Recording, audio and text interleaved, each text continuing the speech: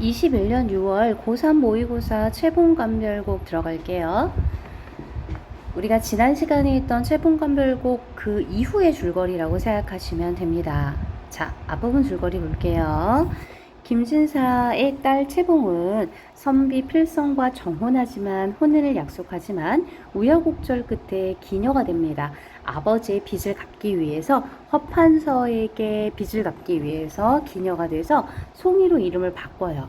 송이의 글과 그림을 눈여겨보던 감사가 송이를 데려와 관아에서 살게 합니다. 송이는 감사가 있는 별당 건너방에 가서 홀로 지내면서 감사가 시키는 일을 처리하고 지내면서 마음에 기생을 면함을 다행으로 생각하지만, 즉 감사로 인해서 기생 일을 하지 않아도 되니까 다행이라고 생각했지만 밤낮으로 잊지 못하는 반은 부모의 소식과 장필성을 못 보는 것, 이게 마음에 한으로 남았습니다. 이감사가 보는 데는 감히 기색을 드러내지 못하지만 혼자 있을 때는 밤낮 탄식하며 지냈어요.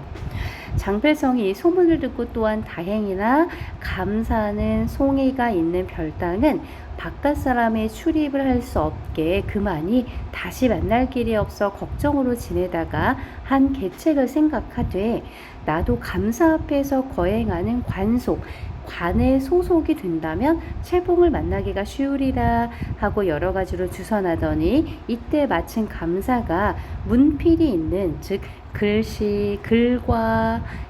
글씨를 쓸 수 있고 글을 아는 이방을 구하는 거야. 그래서 필성이 한 길을 얻어 방법을 찾아 이방이 되어 감사에게 현신하니, 감사가 일견대히 크게 기뻐하며 칭찬하기를, 와, 여옥깃 옥과 같은 사람이로구나.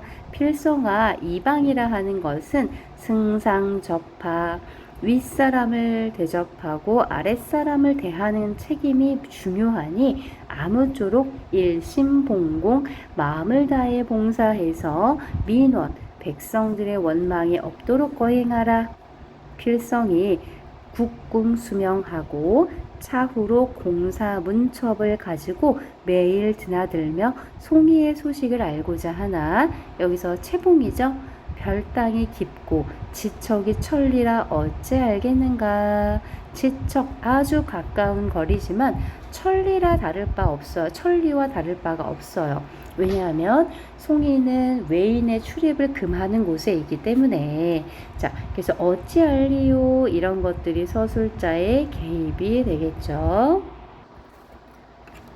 차시는 이때 이란 뜻입니다. 이때, 즉 장필성이 고민하고 있을 때에 송이는 별당에 있어 이감사가 들어와 공문을 쓰고 판결문을 내라면 내고 하더니, 하루는 공사 문첩 한 장을 봤는데 필성의 글씨가 완연한지라 뚜렷해요. 속으로 생각하되, 이상하다, 필법이 장서방님의 필적 같으니 혹시 공청에 드나드나 하고 감사하더러 묻는다. 유사히 공사 들어오는 것을 보면 전과 글씨가 다르오니 이 방이 갈리었습니까? 자, 확신하지는 못해요. 반신반의합니다. 전 이방을 갈고 장필성이란 사람으로 시켰다. 너 보아라, 글씨를 잘 쓰지 않느냐? 송이가 이 말을 듣고 속으로 아마함이 기뻐하는 겁니다. 어떻게 하면 한번 만나볼까? 그렇지 못하면 편지 왕복이라도 할까? 사람을 시키자니 만일 대감이 알면 무슨 죄벌이 내려올지 몰라서 무슨 기회를 기다리나 때를 타지 못해 필성이나 송이나 서로 글씨만 보고 창연히 지내기를 이미 반년이나 지났습니다. 둘 다 굉장히 신중한 성격이죠. 자연히 서로 상사병이 될 지경이야. 이때 추구월, 9월, 가을, 이런 뜻입니다. 가을이 한창일 보름이에요. 달빛은 명랑하고 남쪽 창문에 비치고 공중에 기러기가 긴 소리로 짝을 찾아 날아가고 동산의 송림간에 두견잇을 피우러 불여기를 화답하니 무심한 사람도 마음이 상하거든. 독수공방 눈물로 세월 보내는 송이야 오죽하겠는가. 서술자의 개입이고, 앞부분에 보면 외부의 상황이, 외부 세계가 화자는 아니죠. 주인공의 내면 심리를 부각하고 있어요. 모든 심사를 잊어버리고 책상머리 의자에 잠깐 졸다 기러기 소리에 놀라 눈을 뜨니 남쪽 창문 밝은 달이 발허리에 가득하고 쓸쓸한 낙엽 소리가 심회를 돕는지라 그리움을 더욱 깊게 합니다. 잊었던 심사가 다시 가슴에 가득해 눈물이 무심히 떨어진다. 송이가 남창을 가만히 열고 달빛을 보며 탄식하는데 달아 너는 내 심사를 알리라. 작년 이때 뒷동산에 밝은 달 아래 우리님을 만났더니 달은 다시 보건만 님은 어찌 못 보는가. 대조 달은 볼 수 있는데 님은 볼 수 없어요. 옛날 심양강 검은 곳 듣던 여인은 만고문장 백락천을 달 아래 만날 때 마음속에 맺힌 말을 세세히 풀었지만 자 고사를 인용하자. 나는 어찌 방명하여 명랑한 저달 아래 부득설진 심중사를 하니 마음속의 말을 다하지 못하니 가련하지 아니할까. 고사를 인용해서 자신의 외로운 처지를 강조하는 겁니다. 대조를 통해서요.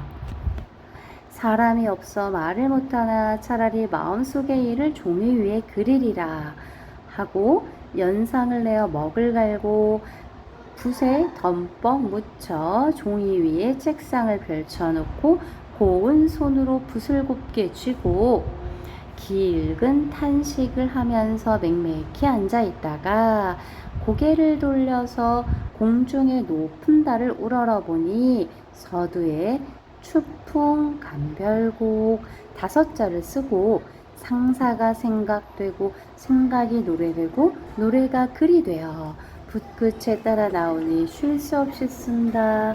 자연스럽게 마음이 우러나와서 글을 쓰게 됩니다.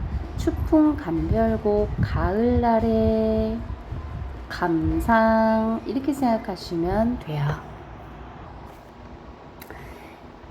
아득한 정신은 기러기를 따라 멀어지고 몸은 책상머리에 엎드렸더니 잠시간에 잠이 들어 주사 야몽 꿈이 되어 장주의 나비같이 두 날개를 펼치고 바람을 따라 중천에 떠다니며 사방을 살피니 오매불망하던 꿈에서도 잊지 못하던 장필성이 정막 공방에 혼자 몸이 전일에 답시를 내놓고 보며 울고 보며 전전반축 누웠거늘 잊지 못해서 이리 뒤척하고 저리 뒤척하는 모습입니다. 송이가 달려들어 마주 붙들고 울다가 꿈 가운데 우는 소리가 잠꼬대가 되어 아주 내쳐 울음이 되었더라.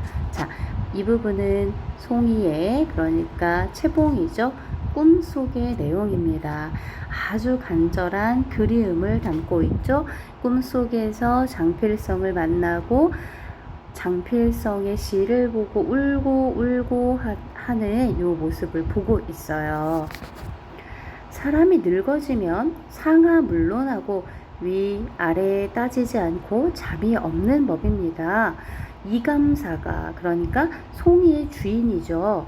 나위도 80세일 뿐만 아니라 일도 방백이 되어 지금으로 치면 도지사예요. 이 고을을 다스리는 사람이 돼서 밤이나 낮이나 어떻게 하면 백성의 원망이 없을까, 어떻게 하면 나라의 은혜에 보답할까 잠을 이루지 못하고 누웠다가 송이의 방에서 우는 소리가 들려요.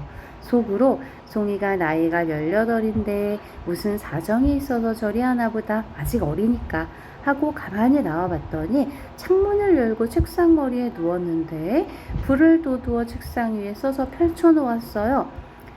마음이 이상해서 들어가 봤더니 두루마리를 펼치고 추풍감별곡이라는 제목이 써 있습니다. 가을날의 감상, 가을날의 애상 이런 작품이 되는 거죠.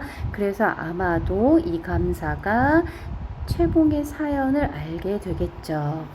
자, 이 작품은 이 장면은 여기까지입니다. 문제 한번 풀고 그 다음에 현장에서 조금 더 심화된 내용을 이야기합시다.